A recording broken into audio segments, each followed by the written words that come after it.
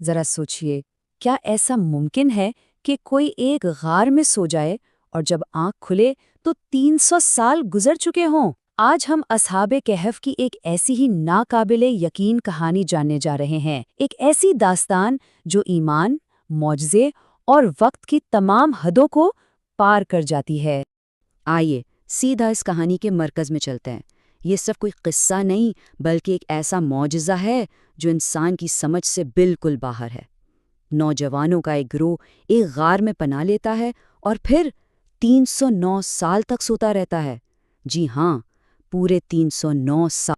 قرآن پاک خود اس واقعے کی عظمت کی طرف اشارہ کرتا ہے، سوال کرتا ہے کہ کیا تم نے یہ سمجھ رکھا ہے کہ غار والے ہماری نشانیوں میں سے کوئی بہت عجیب نشانی تھے؟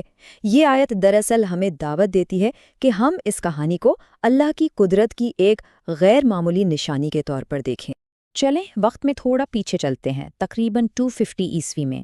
اس وقت روم پر ایک ظالم شہنشاہ دقیانوس کی حکومت تھی، ایک ایسا بادشاہ جو اپنی رعایا سے بتوں کی پوجا کا مطالبہ کرتا تھا اور اس کے حکم سے انکار کرنے کی سزا صرف موت تھی۔ دقیانوس نے ایک ایسا جابرانہ فرمان جاری کیا جس نے پوری سلطنت کو ایک خوف میں مبتلا کر دیا۔ ہر شہری کو یہ حکم تھا کہ وہ رومی بتوں کے سامنے سر جھکائے ان کی پوجا کرے، ورنہ اسے ایک خوفناک موت کا سامنا کرنا پڑے گا۔ لیکن ظلم اور خوف کے اسی ماحول میں چند بہادر نوجوانوں نے سر اٹھایا۔ انہوں نے شہنشاہ کے بتوں کے سامنے جھکنے سے صاف انکار کر دیا اور اپنے ایک خدا پر ایمان کا اعلان کیا، چاہے اس کی قیمت کچھ بھی ہو۔ جب انہیں غصے سے بھرے شہنشاہ کے سامنے لایا گیا تو ان کی آواز میں ذرا بھی لرزش نہیں تھی۔ انہوں نے اعلان کیا، ہم صرف اللہ کو مانتے ہیں، آپ ہماری جان لے سکتے ہیں لیکن ہم شرک ہرگز نہیں کریں گے۔ ان کے نزدیک ایمان زندگی سے بھی بڑھ کر تھا۔ شہنشاہ نے انہیں سوچنے کے لیے کچھ وقت تو دیا، لیکن ان نوجوانوں نے اس مہلت کو فرار کا ایک موقع سمجھا۔ انہوں نے اپنے ایمان کو بچانے کے لیے شہر چھوڑنے کا فیصلہ کیا اور ایک ایسے سفر پر نکل پڑے جو ایک معجزہ بننے والا تھا۔ رات کے اندھیرے میں وہ شہر سے نکلے اور سیدھا پہاڑوں کی طرف چل پڑے۔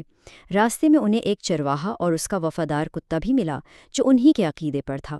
سب مل کر انہوں نے ایک ویران غار میں پناہ لی، یہ جانے بغیر کہ یہ جگہ صدیوں تک ان کی پناہ گاہ بننے والی ہے۔ لیکن سوال یہ ہے کہ کوئی 3 صدیوں تک کیسے سو سکتا ہے؟ یہیں سے معجزے کا آغاز ہوتا ہے۔ اللہ نے ان کے کانوں پر مہر لگا دی، ان کے جسموں کو خود کروٹیں دلوائیں تاکہ وہ گل نہ جائیں، اور سورج کی روشنی کو بھی ان سے دور رکھا، یہاں تک کہ ان کا کتا بھی دروازے پر ایسے بیٹھا رہا جیسے جاگ رہا ہو۔ شہنشاہ کے سپاہیوں نے انہیں ڈھونڈ تو نکالا، لیکن اندر جانے کی ہمت نہ کر سکے، تو انہوں نے غار کے منہ پر ایک دیوار کھڑی کر دی، یہ سوچ کر کہ وہ انہیں ہمیشہ کے لیے یہیں دفن کر رہے ہیں۔ وہ یہ نہیں جانتے تھے کہ وہ انجانے میں اللہ کے اس معجزے کی حفاظت کر رہے ہیں۔ اور پھر وقت کا پہیہ گھومتا رہا۔ غار کے اندر وہ نوجوان سکون سے سوتے رہے، جبکہ باہر کی دنیا پوری طرح بدلتی رہی۔ دن رات میں، موسم سالوں میں، اور سال صدیوں میں بدل گئے۔ پورے 309 سال گزر گئے۔ جب ان کی آنکھ کھلی تو وہ ایک بالکل نئی دنیا میں تھے۔ دقیانوس کی بت پرست سلطنت کب کی ختم ہو چکی تھی، اور اب روم پر ایک ایسے شہنشاہ کی حکومت تھی جو خود ایک اللہ کو مانتا تھا۔ جس ایمان کے لیے وہ بھاگے تھے وہ اب پوری سلطنت کا مذہب بن چکا تھا۔ جب وہ بیدار ہوئے تو انہیں شدید بھوک لگی تھی۔ انہوں نے اپنے میں سے ایک کو کھانا لانے کے لیے شہر بھیجا، لیکن جب وہ شہر میں داخل ہوا تو اسے اپنی آنکھوں پر یقین ہی نہیں آیا۔ گلیاں، عمارتیں، لوگ، سب کچھ اجنبی تھا۔ یہ وہ شہر تھا ہی نہیں جسے وہ جانتا تھا۔ جب اس نے کھانا خریدنے کے لیے اپنا پرانا سکہ پیش کیا تو دکاندار اسے گھور کر دیکھنے لگا۔ یہ سکہ تو صدیوں پرانا تھا، جس پر ایک ایسے شہنشاہ کی تصویر تھی جسے لوگ کب کے بھول چکے تھے۔ دکاندار کو لگا کہ اس نوجوان کو کوئی پرانا خزانہ ہاتھ لگا ہے۔ یہ خبر جنگل کی آگ کی طرح پھیلی اور جلد ہی نئے حکمران یعنی شہنشاہ تھیوڈوسیس تک پہنچ گئی۔ یہ صرف ایک عجیب واقعہ نہیں تھا، بلکہ ایک ایسے مسئلے کا ممکنہ حل تھا جس نے اس وقت پوری سلطنت کو پریشان کر رکھا تھا۔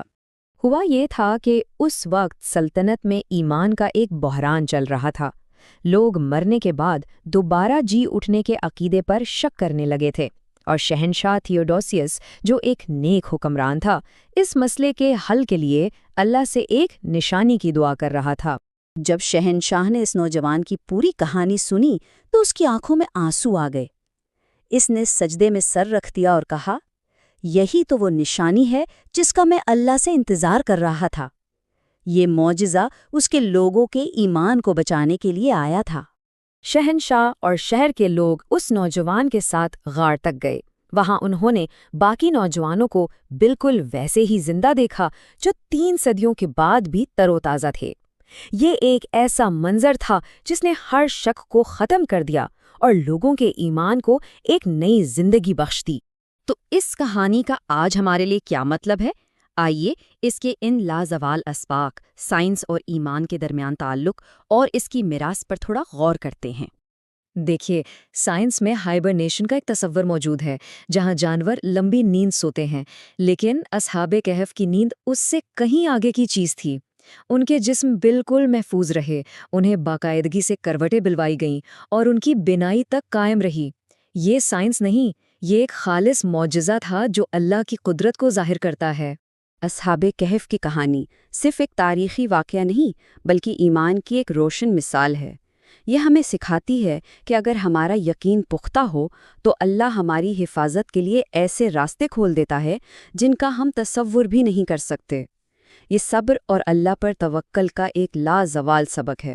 اصحاب کہف کی یہ کہانی ہمیں وقت، ایمان اور اللہ کے منصوبوں کے بارے میں گہرائی سے سوچنے پر مجبور کرتی ہے، اور آخر میں یہ ہم سے ایک سوال پوچھتی ہے کہ آخر وہ کون سی سچائیاں ہیں جن کے لیے صدیوں تک انتظار کرنا بھی ورتھ وائل ہے۔